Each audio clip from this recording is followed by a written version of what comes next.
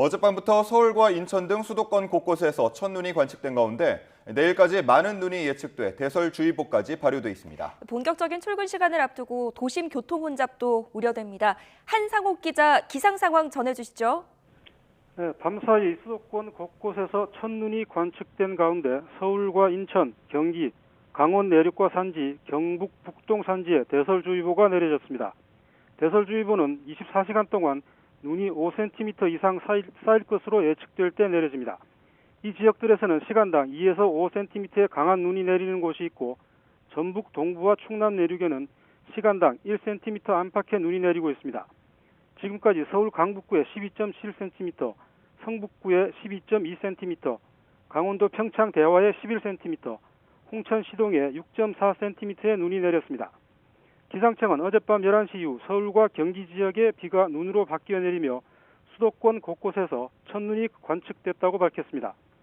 기상청은 눈구름이 점차 내륙으로 확대 강화하면서 내일까지 경기 지역에 최고 20cm 이상, 서울에는 최고 10cm 이상의 많은 눈이 내려 쌓이겠다고 밝히고 아침 출근길과 저녁 퇴근길 교통안전에 유의해달라고 당부했습니다.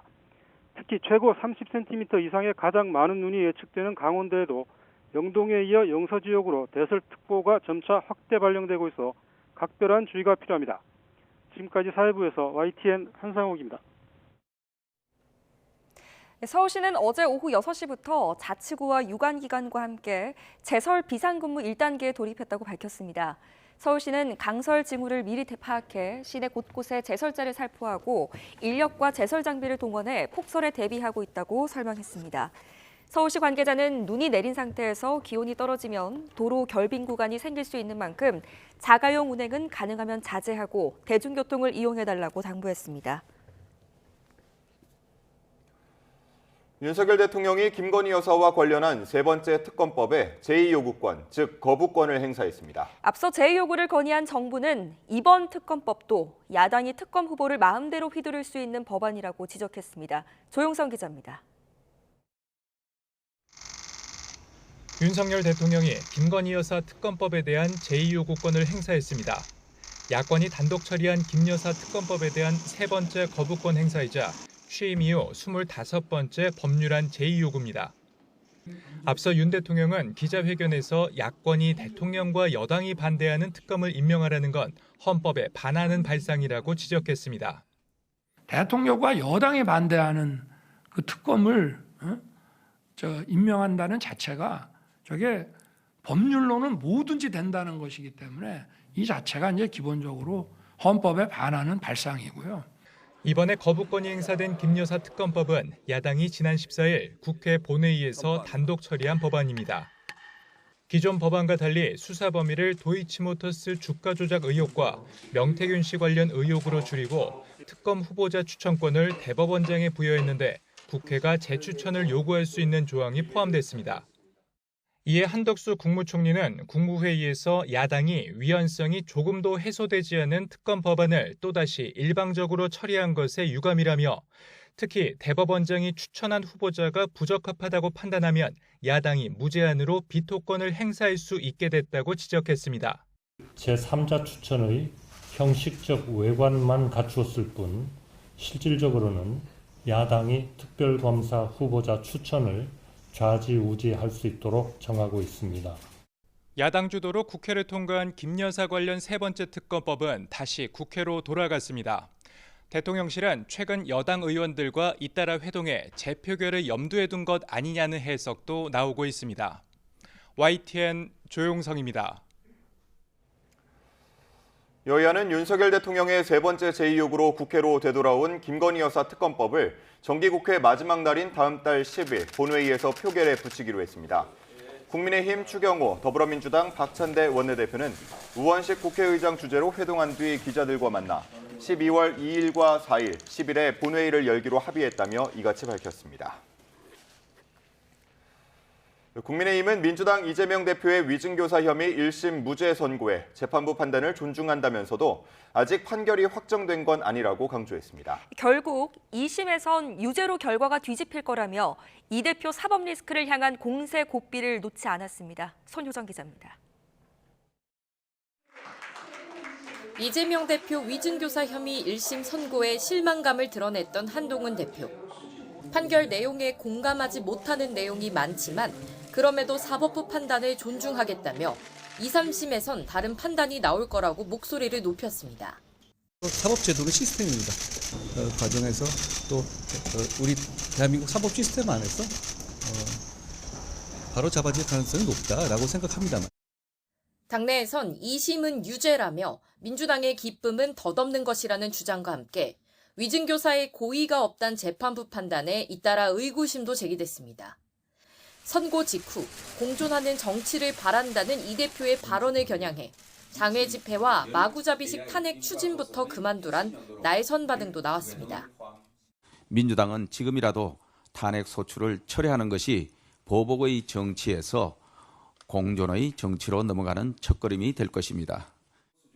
여당은 이 대표 재판 리스크는 여전하다며 공세 수위를 끌어올리고 있지만 이로 인한 반사 이익은 더는 기대하기 어렵게 됐다는 분석이 지배적입니다. 이런 가운데 한 대표는 노동계와 중도층을 접촉하며 외연 확장에 공을 들였고 각종 정책 메시지로 민생 행보를 이어갔습니다. 여권 쇄신에도 다시 힘을 주겠다는 계획이지만 확산하는 당원 게시판 논란 속 자신을 향한 내부 비판을 극복해야 하는 것도 난제로 남았습니다. YTN 손효정입니다. 위증교사 1심 무죄로 한숨을 돌린 이재명 대표가 민생 행보에 집중하며 한동훈 대표를 향해서는 자신 재판에 신경 쓰지 말라는 취지로 말했습니다. 당내에선 검찰을 겨냥해 기소권도 통제돼야 한다는 강경한 주장도 나오고 있는데 이 대표가 이제서야 한 고비를 넘긴 거라는 신중론도 적지 않습니다. 정인용 기자입니다. 민주당 이재명 대표는 위증교사 1심 무죄 선고 이후 첫 공개 일정으로 분야별로 민생 현안을 논의하는 민생 연석회의를 열었습니다.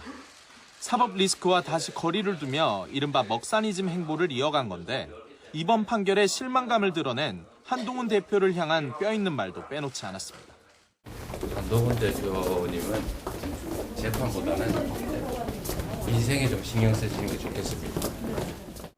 상법 개정안을 두고도 정부 여당의 입장이 오락가락하는 것 같다며 그런 문제를 조정하는 게 여당 대표의 역할이라고 꼬집었습니다. 당내에선 이 대표 무죄를 고리로 한 강경한 주장들도 터져나오고 있습니다. 윤석열 정권 정치검찰의 무도한 정치 사냥이 종말을 고하게 될 거라거나 검찰 수사권을 넘어 기소권 통제 주장까지 나왔습니다. 검찰의 수사권 회수를 넘어 이제 보니 기소권도 민주적 통제 하에 두어야 된다라는 필요성이 크게 부각되고 있는 것 같습니다. 물론 신중론도 만만치 않습니다. 3심까지 고려하면 아직 재판이 많이 남은 만큼 차분하게 대응해야 한다는 겁니다. 1심 유죄가 나온 공직선거법상 허위사실 공표죄를 일방적으로 개정하려는 움직임은 자제할 필요가 있다는 목소리도 나왔습니다.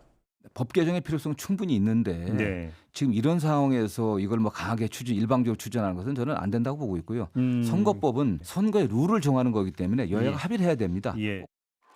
한때 어수선했던 당 분위기를 수습한 이 대표는 당분간 민생 행보에 집중하면서 당원 게시판 논란으로 혼란을 거듭하는 여권과의 차별화 행보에도 공을 들일 거란 관측입니다. YTN 정인용입니다. 법원이 이재명 민주당 대표의 위증교사 1심에서 위증은 유죄, 위증교사는 무죄로 판단하면서 법조계에서 해석이 분분합니다. 자의적으로 풀이할 수 있는 말을 엄격하게 본 것이라는 해석부터 위증한 사람만 처벌을 받는 건 납득하기 어렵다는 목소리도 나옵니다. 권준수 기자가 취재했습니다. 지난해 9월 법원은 이재명 대표의 구속영장을 기각하면서도 위증교사 혐의에 대해서는 소명되는 것으로 보인다고 밝혔습니다. 여기에 김진성 씨가 위증을 자백한 만큼 이 대표에게도 유죄가 선고될 거란 관측이 많았던 게 사실입니다. 심리 시간이 짧은 영장실질심사와 본안심리는 단순 비교할 수 없는 만큼 판단이 다를 수 있다는 게 법조계 분석이지만 위증을 한 사람은 유죄, 교사한 사람은 무죄라는 판단에 대해서는 다양한 평가가 나옵니다. 한 판사 출신 변호사는 거짓 증언을 지시했는지는 주관적인 영역이고 확실한 증거가 없었던 만큼 무죄 선고가 정당하다고 평가했습니다. 이 대표의 구체적인 지시 정황이 없는 만큼 자의적으로 해석될 수 있는 말에 대해 엄격하게 해석한 판결이라는 겁니다. 반대로 직설적인 표현을 하지 않는 등 오히려 어떻게 하면 위증교사 혐의를 빠져나갈 수 있는지 방법을 제시해 준 거라는 비판도 나옵니다. 재판부는 김 씨가 위증하게 된 경위나 배경에 대해선 따로 판단하지 않았는데 이와 관련해서도 위증으로 혜택을 본 것은 이 대표뿐인 상황에서 고의가 인정되지 않는다고 판단한 지점이 의문이라는 반응도 있습니다. 법조계에서도 평가가 엇갈리는 만큼 항소심 판단이 달라질 수 있다는 관측도 나옵니다. YTN 권준수입니다. 민주당이 또 검사 탄핵을 추진하는 것과 관련해 검찰이 강하게 반발하고 있습니다. 검사장 등이 탄핵 대상에 오른 서울중앙지검 차장검사들이 공동 입장문을 냈고 부장검사들은 대응 회의를 열었습니다. 임성호 기자입니다. 민주당이 탄핵을 예고한 검사는 이창수 서울중앙지검장과 조상원 4차장 검사, 최재훈 반부패 수사 2부장 등 3명입니다.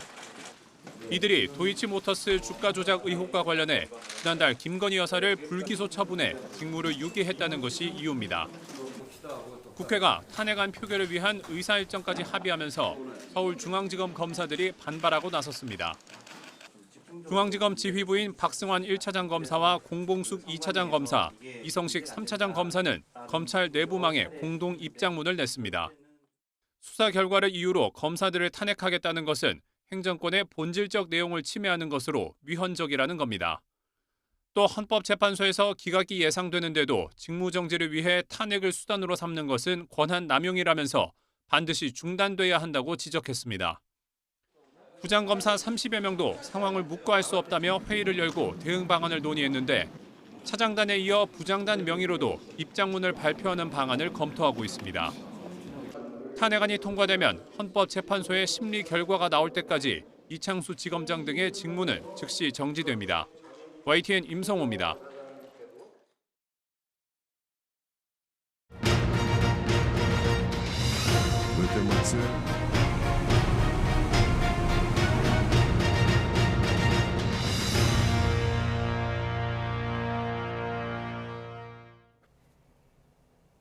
네, 다음 소식입니다. 이스라엘 안보 내각이 레바논 무장정파 헤즈볼라와의 휴전안을 승인했습니다. 베냐민 네타냐후 이스라엘 총리는 현지 시각 26일 오후 수도 텔아비브에 있는 군 본부에서 안보 내각 회의를 마친 뒤 이렇게 발표했습니다. 네타냐후 총리는 레바논에서의 휴전은 이란의 위협에 집중하고 하마스를 고립시키기 위한 것이라고 설명했습니다. 다만 헤즈볼라가 휴전 합의를 위반할 경우 언제든지 다시 공격할 것이라는 조건을 달았습니다. 이스라엘 안보내각이 휴전안을 승인한 당일에도 이스라엘군이 레바논을 강도 높게 폭격하면서 사상자가 속출했습니다. 이스라엘군은 레바논 수도 베이루트 중심부에 대피 경고를 발령한 뒤 공습을 가했습니다. 또 헤즈볼라의 주요 거점인 다이에 지역을 포함한 베이루트 외곽과 레바논 남부에서도 수십 차례 공습을 이어갔습니다. 레바논 보건부는 이스라엘의 공습으로 베이루트 중부에서만 10명이 숨지고 수십 명이 다쳤으며 다른 지역에서도 사상자가 나왔다고 발표했습니다. 우크라이나가 다시 미국산 에이테크스 미사일을 동원해 러시아 본토의 군사시설을 타격했습니다. 러시아는 보복 조치를 예고했고 서방 진영은 러시아의 신형 미사일 위협에 맞서서 우크라이나의 방공망을 강화하기 위한 대책을 논의하고 있습니다. 보도에 유투건 기자입니다. 러시아 국방부가 에이테크스 미사일에 잔해라며 공개한 사진입니다. 미사일 표면에 적힌 영문이 선명하게 보입니다. 러시아는 우크라이나가 최근 두 차례에 걸쳐 에이테크스를 동원해 S-400 방공부대와 공군기지를 타격했다고 주장했습니다. 목표물은 모두 쿠르스크에 있었습니다. 러시아는 이번 공격으로 사상자까지 나왔다며 보복 조치를 예고했습니다. 러시아의 발표가 나온 직후 쿠르스크와 인접한 우크라이나 북동부의 도시가 공습을 받아 사망자가 발생했습니다. Зараз в Сумах ще триває рятувальна операція на місці обстрілу по СТО. 2 людини, на жаль, загинули. 러시아가 추가로 신형 미사일을 동원해 위협의 수위를 끌어올릴 수도 있습니다. 러시아는 지난주 에이테크스가 처음으로 본토 공격에 사용되자 곧바로 핵교리를 개정해 핵무기 사용 조건을 완화했습니다. 이어 여러 개의 핵탄두를 탑재할 수 있는 신형 극초음속 미사일 오레시니크로 우크라이나를 공격했습니다. Имея в виду особую силу этого оружия, ее мощь, она будет поставлена на вооружение именно в ракетные войска стратегического назначения. 이에 맞서 이탈리아에 모인 G7 외교장관들은 우크라이나의 방공망을 강화하기 위한 대책을 집중적으로 논의했습니다. Es werden bis zum Ende des Jahres 2 weitere IRIS-T-Systeme in die Ukraine geliefert. Andere Dinge sind in Vorbereitung und der Verteidigungsminister hat bereits deutlich gemacht, 인공지능으로 조종되는 드론 4,000대도 인도하고 있습니다. 하지만 북한군 투입을 계기로 다시 제기되는 파병론과 관련해 영국은 군대를 전장에 보내지 않는다는 입장은 그대로라며 선을 그었습니다. YTN 유튜관입니다. 네, 우크라이나군이 현지 시간 26일 러시아 쿠르스크 지역에서 북한군의 무선 통신을 감청했다며 내용을 공개했습니다. 우크라이나 국방정보국이 X에 올린 음성 파일에는 북한말로 동료에게 빨리 나오라고 지시하는 목소리가 또렷하게 들립니다. 한 남성이 암호명을 댄 후에 배를 타는데 나와갖고 저 앞쪽으로 나가고 있다라고 말을 하자 다른 남성이 어딘가로 빨리 나와라라고 긴박한 목소리로 독촉하고 이 남성은 알았다라고 답을 합니다. 우크라이나 국방정보국은 러시아 쿠르스크 지역에 배치된 북한군의 새로운 대화를 감청했다며 북한군이 무전기로 다른 군인에게 메시지를 보낸 것이라고 설명했습니다.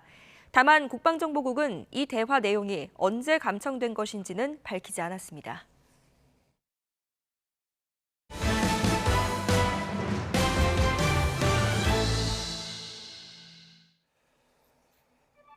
네, 이번에는 오늘의 주요 재판 살펴보겠습니다. 문재인 정부 시절 발생한 이른바 탈북 어민 강제 북송 사건 재판이 오늘 오전 10시에 열립니다.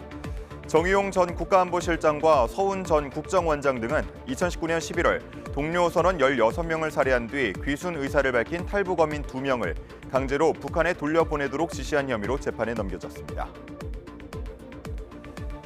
오후 2시에는 일제 강제동원 피해자 유족 변모 씨가 전범 기업을 상대로 제기한 손해배상 소송 선고가 내려집니다.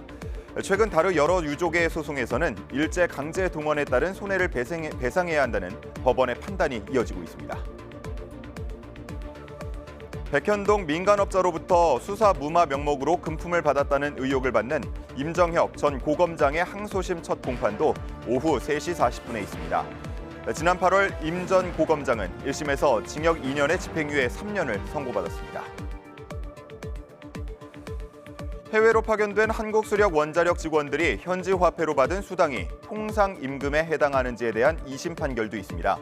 앞서 1심에서는 해외 근무 수당도 통상임금이라고 보고 1,170명이 직원이 받지 못한 수당의 차액 308억 원을 사측이 지급하라고 판결했습니다. 지금까지 오늘의 재판이었습니다.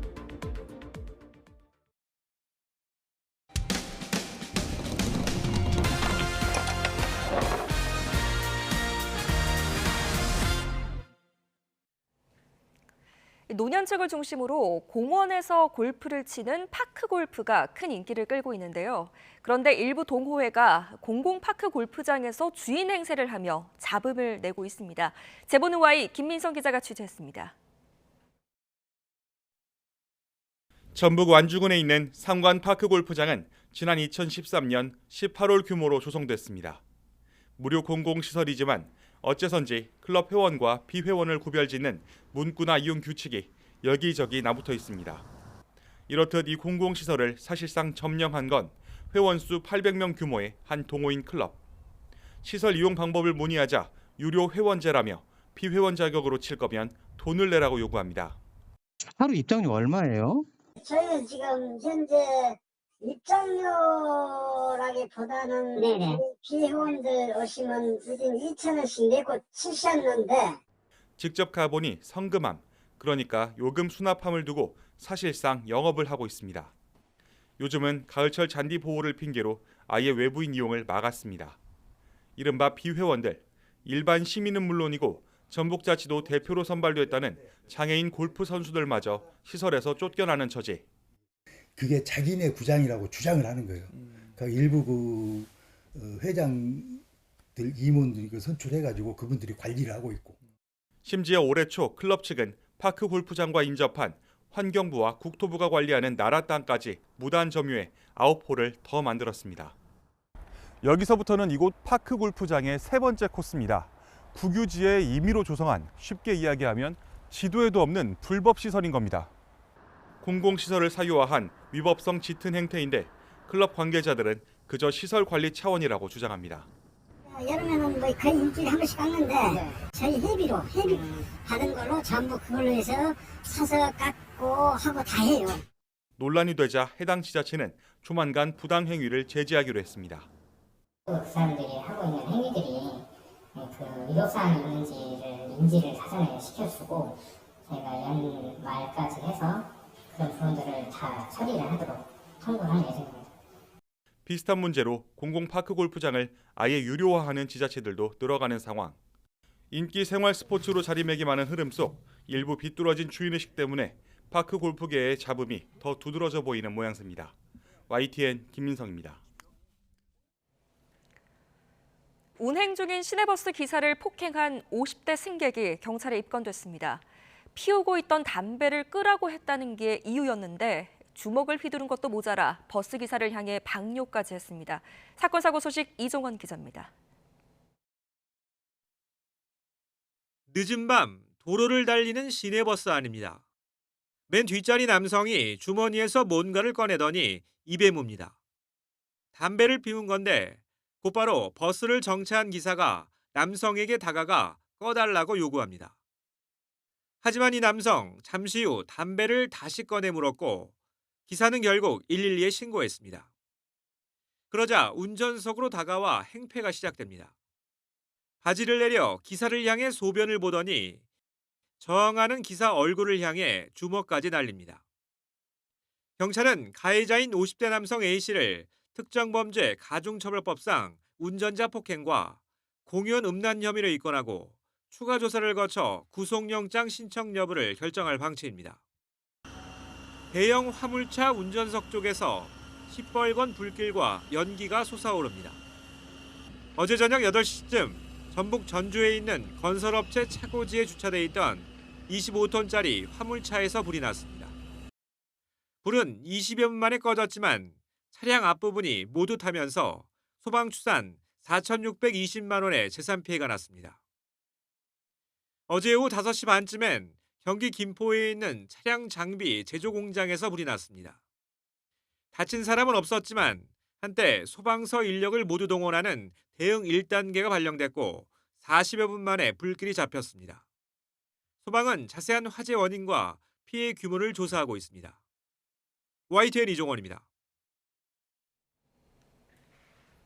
공천 개입 의혹을 수사하는 검찰이 오세훈 시장과 관련한 여론조사 의혹도 들여다보고 있습니다.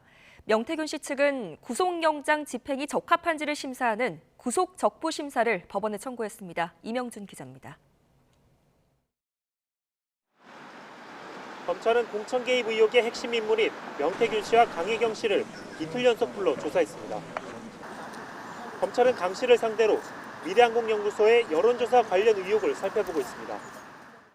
어제는 다 여론조사 관련 건만 집중해서 조사를 받았고 그 마무리를 다 못하고 지금 나와서 지금 오늘 다시 출석을 하는 거거든요.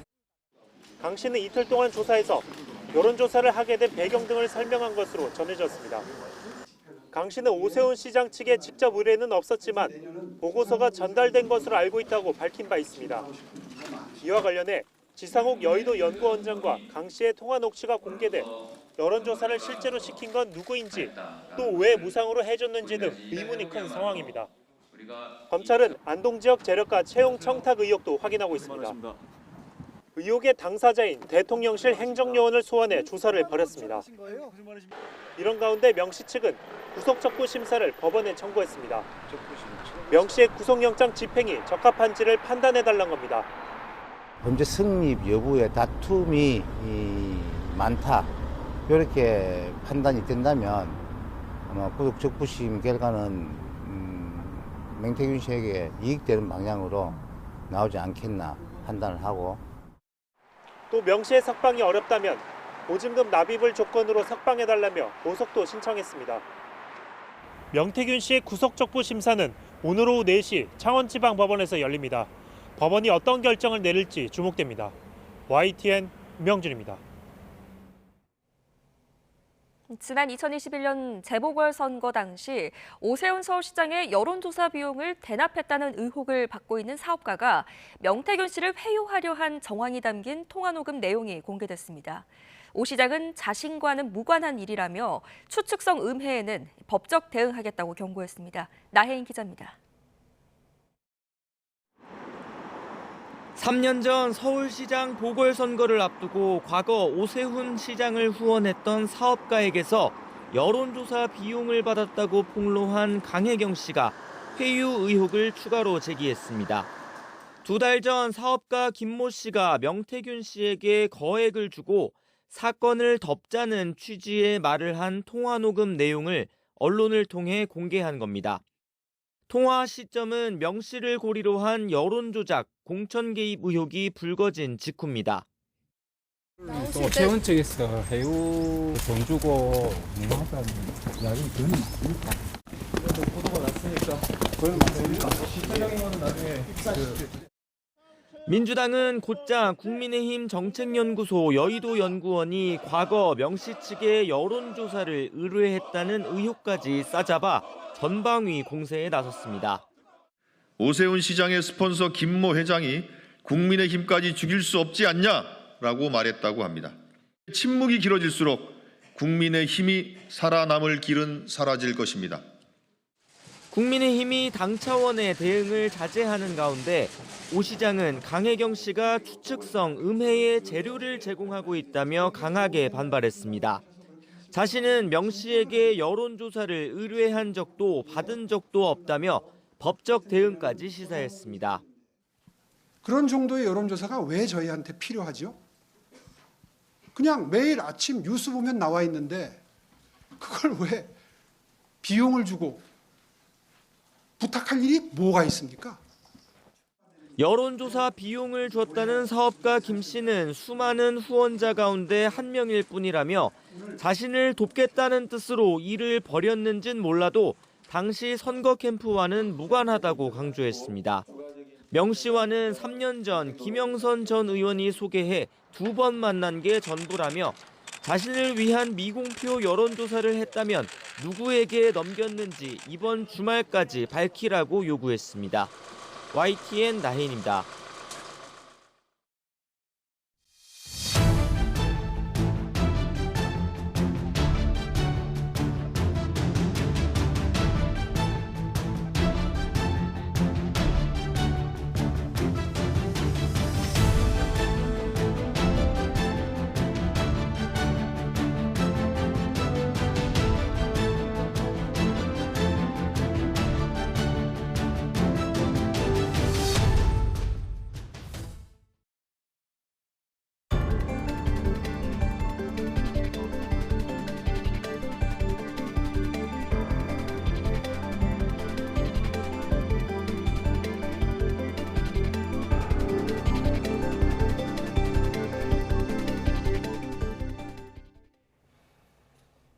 밤사이 서울 등 곳곳에서 첫눈이 관측됐습니다. 출근길에는 강한 눈이 이어지겠고 내일까지 강원도에 최고 30cm, 서울에도 최고 10cm 이상의 대설이 예상돼 주의가 필요합니다. 네, 자세한 날씨 야외에 나가 있는 기상캐스터 연결해서 알아보겠습니다. 원희다 캐스터.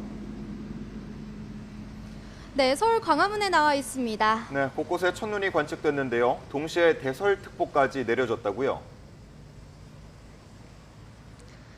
네, 밤사이 서울에서는 지난해보다는 9일, 작년보다는 평년보다는 6일 늦게 첫눈이 관측됐습니다. 문제는 첫눈 시작부터 폭설이 쏟아진다는 건데요. 현재 서울에도 보시는 것처럼 한방눈이 펑펑 쏟아지고 있습니다. 서울에는 대설주의보가 내려진 가운데 시간당 5cm 안팎의 강한 눈이 집중되고 있습니다. 따라서 출근길 교통 혼잡이 우려되니까요. 평소보다 서둘러 나오시고요. 가급적 대중교통을 이용하시는 게 좋겠습니다. 밤사이 한기를 동반한 강한 눈구름대가 다가오면서 곳곳에 눈이 쌓이고 있습니다. 지금까지 서울과 강원도를 중심으로 10cm 안팎의 누적 적설량을 기록하고 있는데요. 현재 레이더 화면을 보면 중부와 호남 곳곳에 눈이 내리고 있고요. 수도권과 강원, 전북 동부와 경북 북동 산간에는 대설주의보가 발효 중인 상황입니다. 이들 지역과 충북 북부, 제주 산간에는 오전에 시간당 1에서 3cm 안팎의 강하고 무거운 눈이 집중되겠습니다. 내일까지 예보된 적설량도 많습니다. 강원 산간 많은 곳에 최고 30cm 이상, 경기도에 최고 20cm 이상, 충북과 전북, 제주 산간 곳곳에도 최고 15cm 이상의 폭설이 쏟아지겠고요. 서울에는 3에서 많게는 10cm 이상의 눈이 예상됩니다. 빙판길 안전사고에 유의하시기 바랍니다. 밤사이 기온도 뚝 떨어졌는데요. 현재 서울 기온은 0.3도, 파주 영하 0.7도 등 어제 아침보다 10도 안팎 내려가 있습니다. 출근길 보온에도 신경 써야겠습니다. 눈과 함께 전국적으로 바람도 강하게 불고 있습니다. 특히 제주도와 해안가를 중심으로는 강풍특보가 내려진 가운데 초속 20m 안팎의 돌풍이 몰아치고 있습니다. 시설물 피해 없도록 주의하시기 바랍니다. 지금까지 서울 광화문에서 YTN 원희다입니다. 네, 전해드린 것처럼 현재 서울 등 수도권과 광안 지역에 대설주의보가 내려져 있습니다. 네, 출근길 도로 상황 YTN 재난방송 시스템을 통해 함께 보시죠. 네, 지금 화면으로 보시는 곳 서울 광나루길의 성동교 모습을 함께 보고 계십니다. 차량 통행량이 어느 정도 되기 때문에 현재 도로 위에 있는 눈은 대부분 녹은 상태입니다. 차량들도 어느 정도 속도를 내고 운행을 하고 있는 상태인데요. 지금 보시는 것처럼 도로 중간 그리고 양옆에는 눈이 쌓여 있는 모습 볼 수 있습니다. 화면 좌측을 보면 눈발이 내리는 모습도 가로등 아래로 더 나오고 있습니다. 눈이 계속해서 내리고 있는 만큼 운행은 주의하셔야겠습니다. 다음 화면 함께 보시죠. 네, 다음도 역시 출근길 차량 이동량이 많은 서울 올림픽대로입니다. 방화대교에서 가양대교 구간인데요. 역시 군데군데 눈이 하얗게 쌓여 있는 모습을 확인할 수가 있습니다. 가로등 불빛 밑으로 흩날리는 눈발을 지금 육안으로도 확인할 수가 있는데요. 역시 많은 눈이 내리고 있습니다. 도로에는 제설 작업이 진행되어 있어서 차량 운행하실 때 안전에 또 주의하셔야겠습니다. 다음 화면으로 함께 보시죠. 네, 마지막으로 볼 곳은 서울 춘천, 서울 양양선의 남양주 영업소 모습입니다. 앞서 보신 두 곳과 비교했을 때는 차량 통행량이 비교적 적습니다. 그렇기 때문에 현재 도로 상황도 눈이 많이 쌓여 있는 모습을 보실 수가 있는데요. 차량 속도도 앞선 도로들과 비교해서는 더 적게 나고 있는 상황입니다. 굉장히 도로 위에 눈이 많이 쌓여 있는 모습이고요. 화면에서도 볼 수 있지만 눈이 계속해서 내리고 있는 상황입니다. 현재 전국 대부분이 영하권으로 기온이 떨어지진 않았지만 기온이 더 떨어질 경우에는 이 눈들이 녹아서 또 얼 수도 있겠습니다. 차량 운행하시는 분들은 특별히 주의하셔야겠고요. 또 물기가 있을 때에도 미끄러울 수 있어서 제동거리가 더 길어질 수 있기 때문에 오늘 특별히 안전운전 신경 쓰시는 것이 좋겠습니다. 네, 다음 소식입니다. 도널드 트럼프 미 대통령 당선인 인수팀이 김정은 북한 국무위원장과 직접 회담을 검토하고 있다는 보도가 나왔습니다. 최근 김정은 위원장이 미국과의 협상 가능성에 회의적인 태도를 보였는데 트럼프 당선인은 아직 최종 결정을 내리지 않은 것으로 알려졌습니다. 워싱턴 홍상희 특파원입니다. 트럼프 정권 인수팀이 김정은 북한 국무위원장과 직접 대화를 추진하는 방안을 논의하고 있다고 로이터 통신이 보도했습니다. 로이터 통신은 2명의 소식통을 인용해 북한과 무력 충돌 위험을 줄이기 위해 트럼프 측이 새로운 외교 노력을 모색하고 있다고 전했습니다. 북한이 러시아의 군 병력을 파병해 러시아 우크라이나 전쟁에 참전하는 등 미국과의 대립 구도가 형성되면서 트럼프 대통령이 직접 접근하는 방안을 검토하고 있다는 겁니다. 로이터 통신은 그러나 트럼프 당선인이 최종 결정을 내리지 않았고 논의도 유동적이라고 덧붙였습니다. 트럼프 당선인은 대선 기간 동안 백악관에 돌아가면 북한과 잘 지낼 것이라며 김정은 위원장과의 친분을 과시해왔습니다. 지난달 신형 대륙간 탄도미사일 시험 발사 현장을 지도한 김정은 국무위원장은 핵포기 의사가 없음을 분명히 밝혔습니다. 최근 평양에서 열린 무장장비 전시회 연설에선 과거 미국과 협상에서 갈 때까지 가봤다며 북미 정상회담 관측에 선을 긋기도 했습니다. 트럼프 당선인은 지난 2018년 싱가포르 북미 정상회담 후속 협상 등 1기 행정부 당시 북미 협상 실무를 총괄한 알렉스 웡을 백악관 수석 국가안보 부보좌관에 발탁했습니다. 2019년 하노이 북미 정상회담 결렬 이후 북한이 핵 개발 강화에 주력하면서 북미 간 긴장이 높아진 가운데 트럼프 당선인이 어떤 결정을 내릴지 관심입니다. 워싱턴에서 YTN 홍상입니다. 트럼프 미국 대통령 당선인 측이 바이든 행정부에서 미국 내 반도체와 청정에너지 산업을 육성하기 위해 기업에 지급하고 있는 보조금을 재검토할 수 있다는 입장을 밝혔습니다. 비벡 라마스와미는 X에 올린 글에서 바이든 행정부가 트럼프의 정권 인수 전에 반도체 지원금 지급을 위한 지출의 속도를 내고 있다고 비판했습니다. 미 상무부는 미국 내 반도체 생산을 장려하기 위해 공장 등에 투자하는 기업에 보조금을 주고 있는데 아직 삼성전자와 SK하이닉스, 마이크론 등은 보조금을 받지 못했습니다. 고속도로에서 사고가 난 차량 안에 50대 부부가 흉기에 찔린 채 발견됐습니다. 조수석에 앉아있던 남편이 숨졌고 아내도 크게 다쳐서 위독한 상황인데요. 경찰은 제3자가 개입한 흔적은 없다며 정확한 경위를 조사 중입니다. 나현호 기자입니다. 고속도로 요금소 앞에 멈춰선 승용차 앞바퀴 위쪽이 찌그러져 있습니다. 출동한 119 구급대원과 경찰이 차량 안팎을 살핍니다. 고속도로를 달리던 승용차가 보호 난간을 들이받고 멈춰선 건 오전 11시 반쯤. 차 안에선 흉기에 찔린 50대 부부가 발견됐습니다. 곧바로 병원으로 옮겨졌지만 조수석에 타고 있던 남편은 끝내 숨졌습니다. 운전석에 있던 아내는 응급수술을 받았지만 위독한 상태로 알려졌습니다. 두 사람 모두 흉기에 여러 차례 찔린 것으로 조사됐습니다. 차량 내부에선 흉기가 발견됐는데 경찰은 다른 사람이 차량에 탔거나 범행한 정황은 없는 것으로 보고 있습니다. 제3자가 개입한 정황은 없는 것으로 보고 이제 당사자들 간에 어떤 일이 있었는가 그거를 이제 수사를 해야죠. 경위나 원인이 뭔가 그거를 수사를 하려고요. 경찰은 아내가 운전하는 과정에서 사건이 벌어진 것으로 보고 여러 가능성을 열어두고 있습니다. 또 숨진 남편을 부검하고 차량 내부 블랙박스와 사고 전 행적 등을 토대로 정확한 경위를 파악할 계획입니다. YTN 나연호입니다. 택시 무임승차로 경찰 지구대에 온 남성을 경찰관 3명이 제압했습니다. 술에 취해 난동을 부렸다는 게 이유였는데요. CCTV 화면과 경찰 보디캠 영상이 공개가 됐고 재판을 통해 잘잘못이 가려지게 됐습니다. 홍성우 기자가 취재했습니다. 경찰관 2명과 함께 지구대로 들어오는 60대 남성 A씨. 주점에서 술을 마신 뒤 주점 사장이 부른 택시를 탔지만 지갑과 휴대전화를 잃어버린 뒤였습니다. 택시비를 내지 못하자 기사가 A씨를 지구대로 데려온 겁니다. 인적사항을 묻는 질문에 A씨가 제대로 답하지 못했고 잠시 뒤 제압이 시작됩니다. 수갑을 채우려 하자 A씨는 저항했고 경찰관 3명이 달려들어 A씨를 바닥에 눕혀 제압합니다.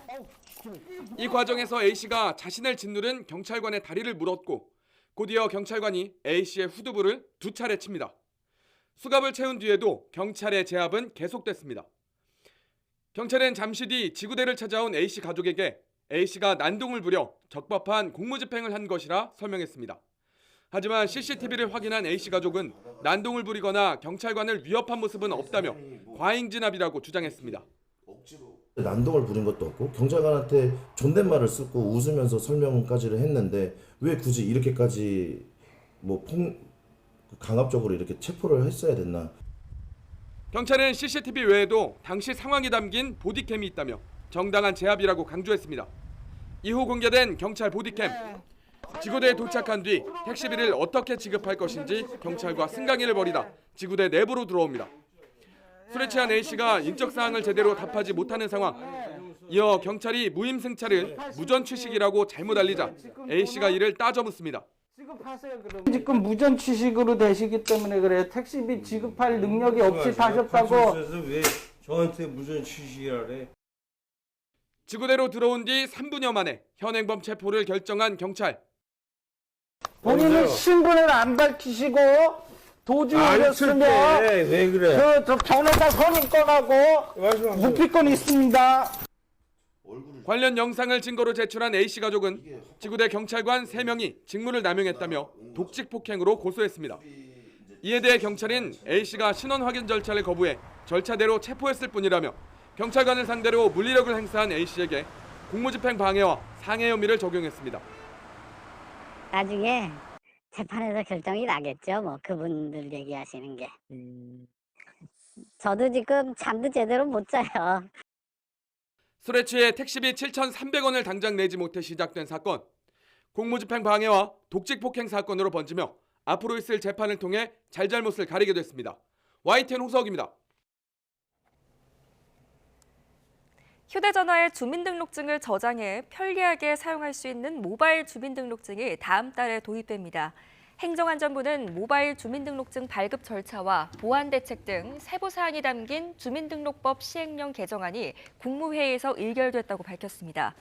모바일 주민등록증은 주민등록증을 발급받은 17세 이상의 국민이라면 누구나 신청할 수 있고 가까운 읍면동 주민센터를 찾으면 즉시 발급받을 수 있습니다. 한 줄 뉴스입니다. 전국 아파트의 매매가 대비 전세가의 비율이 67.7%로 2년 만에 최고치를 기록했습니다. 지난달 서울 원룸 평균 월세는 보증금 1,000만 원 기준 77만 원으로 지난 5월 집계를 시작한 이후 5개월 만에 가장 높은 것으로 확인됐습니다. 올해 주택분 종합부동산세 과세 인원은 지난해보다 4만 8천 명 늘어 46만 명, 종부세액은 1,000억 원 증가해 1조 6천억 원으로 집계됐습니다.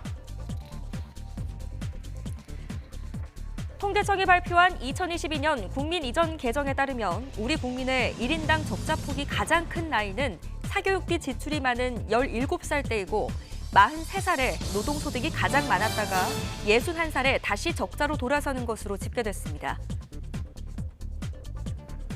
지난달 국내 주요 유통업체 매출이 7% 가까이 증가했습니다. 온라인 매출은 늘었지만 위축된 소비 심리에 오프라인 매출은 지난해와 같은 수준인 것으로 나타났습니다. 올해 10월까지 김 수출액이 1조 원을 돌파해 역대 최대를 기록한 지난해 수출액을 이미 뛰어넘은 것으로 확인됐습니다. KTX 중부 내륙선의 충주 문경 구간이 추가로 개통돼 오는 30일부터 정식 운행됩니다. 어선원 재해보험법 시행령 개정안이 의결되면서 내년부터는 3톤 미만 어선도 어선원 보험에 가입해야 합니다. 최근 경영권 분쟁을 겪고 있는 고려아연이 호주 최대 규모 배터리 에너지 저장 장치 사업에 우선 협상 대상자로 한화를 선정하고 전략적 파트너십을 강화했습니다. 지금까지 한 줄 뉴스였습니다. 내일 한국은행 금융통화위원회가 성장률 전망치와 함께 올해 마지막 기준금리를 발표합니다. 믿었던 수출마저 흔들리면서 성장률 하향 조정이 불가피하지만 환율 불안으로 금리는 동결할 거라는 전망이 우세합니다. 이형원 기자입니다. 물가 상승률은 두 달째 1%대로 안정적입니다. 기준금리 인하를 망설이게 했던 가계부채와 집값 급증세도 한풀 꺾였습니다. 그 사이 경기 전망은 나빠졌습니다. 내수 회복은 여전히 더딘 가운데 우리 경제 버팀목인 수출마저 흔들리고 있습니다. 이런 상황에 3분기 성장률은 0.1%로 고꾸라졌습니다. 올해 2.4%, 내년 2.1% 성장을 내다본 기존 전망치 수정이 불가피해진 이유입니다.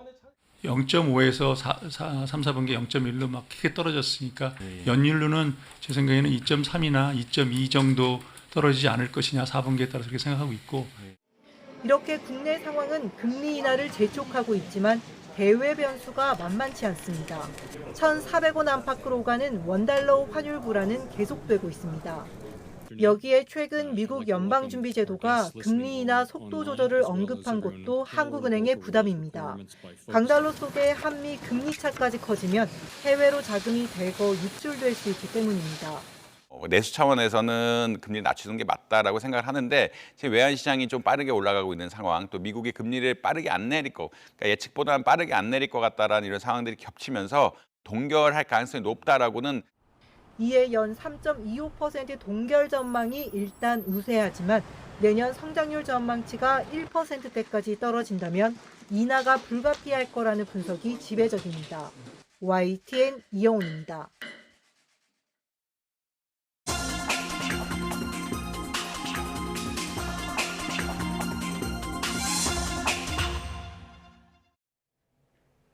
글로벌 픽입니다. 중국은 미국의 공급망 분리에 맞선 박람회를 열고 관세 전쟁을 예고한 트럼프 2기를 향해 견제구를 날렸습니다. 트럼프 1기 때 거센 공격에도 살아남은 화웨이는 독자 운영 체제를 탑재한 새로운 스마트폰을 출시하며 건재를 과시했습니다. 베이징 강정규 특파원입니다. 중국의 수도 베이징에서 두 번째 공급망 촉진 박람회가 열렸습니다. 미국 바이든 행정부의 디커플링 압박에 대응해 지난해부터 시작된 행사입니다. 올해는 트럼프 2기 출범을 앞두고 리창 총리가 다국적 기업인들과 따로 만나 견제구를 날렸습니다. 反对搞各种形式的脱钩断链，另起炉灶，坚定维护全球产业链、供应链稳定畅通。 올해만 세 번째 중국을 찾은 애플 CEO 팀 쿡은 좌담회 참석에 앞서 자사 전 시장을 둘러봤습니다. 이 자리에서 애플의 협력사 200개 중 80% 이상이 중국에 공장을 두고 있다며 이렇게 말했습니다. Oh, I value them very highly. We could not do what we do without them. 취임 직후 관세 전쟁을 공언한 트럼프에게 중국이 하고 싶은 말을 대신해 준 셈입니다. Mate 70来了. 애플의 경쟁사로 떠오른 화웨이는 팀쿡의 방중 기간에 맞춰 새로운 스마트폰을 출시했습니다. 애플 iOS처럼 안드로이드에서 탈피해 자체 개발한 운영 체제를 탑재한 게 특징입니다. 전작인 메이트 60을 통해 반도체 독립을 선언한 데 이어 독자 앱 생태계 구축에 나선 겁니다. 搭载鸿蒙操作系统的 Harmony 包括 Open Harmony 的这个生态设备超过10亿。 이번 신제품 출시를 통해 트럼프 1기 때 화웨이 죽이기가 실패했다는 걸 증명하려는 의도도 엿보입니다. 베이징에서 YTN 강정규입니다. 네, 이집트 홍해에서 침몰한 관광요트 실종자 수색 작업이 이틀째 이어지고 있습니다. 아무르 하나피 홍해 지역 당국에 따르면 외국인 12명과 이집트인 4명 등 16명이 실종 상태였는데 현지 시각 26일 수색 작업 중 5명이 추가로 구조되고 4명은 시신으로 수습됐습니다. 이로써 생존자는 총 33명으로 늘었고 실종자는 7명이 됐습니다. 현지 시간 26일 오전 수감 중인 임란 칸 전 파키스탄 총리의 석방을 요구하는 시위대가 수도 이슬람아바드에서 군부대와 충돌하며 유혈 사태가 발생해 최소 6명이 사망했습니다. 모신 나크비 내무부 장관은 경비 부대원들이 시위대의 차량에 치여 사망했다며 이는 혁명이 아니라 유혈 사태를 추구하는 것이며 평화로운 시위가 아니라 극단주의라고 비난했습니다. 반면 시위대 측은 수도에만 2만 명이 넘는 경찰이 배치돼 있고 방패와 곤봉으로 시위대를 무차별 진압하고 있다고 주장했습니다. 추수감사절을 앞두고 미국 시카고의 한 동물원에서 동물들에게 기념 특식을 제공했습니다. AP통신은 오는 28일 추수감사절을 앞두고 최근 시카고의 브룩필드 동물원에서 동물들에게 감사절 특식을 내주었다고 보도했는데요. 사자와 호랑이 등 육식동물들은 추수감사절을 테마로 한 용기에 담긴 고기를 받았고 염소들은 상추와 샐러리, 고구마 등을 먹었습니다. 평소에 먹는 일반 사료는 칠면조 모양으로 제공됐고 또 물개들은 칠면조 모양으로 꾸민 젤리를 먹었습니다. 동물원 측은 추수감사절을 일주일 앞두고 이른 특식을 제공했다며 동물들이 이를 굉장히 즐겼다고 전했습니다. 작은 키에 쫑긋하게 솟은 귀, 커다란 눈망울을 가진 푸두가 아르헨티나의 한 생태공원에서 태어났습니다. 로이터는 이달 초 아르헨티나의 한 생태공원에서 멸종 위기종인 세계에서 가장 작은 사슴인 푸두 수컷 한 마리가 태어났다고 전했습니다. 체중 1.21kg밖에 안 나가는 이 작고 흰 반점이 있는 아기 푸두는 칠레와 아르헨티나의 안데스 파타고니아 숲에 자생하는 나무 종류인 렌가라는 이름이 붙여졌다고 하는데요. 푸두는 세계에서 가장 작은 사슴 종류 중 하나로 키가 최대 50cm 정도, 체중은 최대 12kg까지 자랄 수 있다고 하네요. 지난 4월 기네스북에 등재된 세계 최고령 남성인 영국의 존 티니스 우드 씨가 112세를 일기로 사망했습니다. 가족들은 성명을 통해 티니스 우드 씨가 영국 북서부의 요양원에서 숨졌고 마지막 날 음악과 사랑에 둘러싸여 있었다고 전했습니다. 키니스 우드 씨는 타이타닉호가 침몰한 해인 1912년 리버풀에서 태어났고 지난 4월 베네수엘라 출신의 114세 남성이 숨진 이후 세계 최고령 남성이 됐습니다.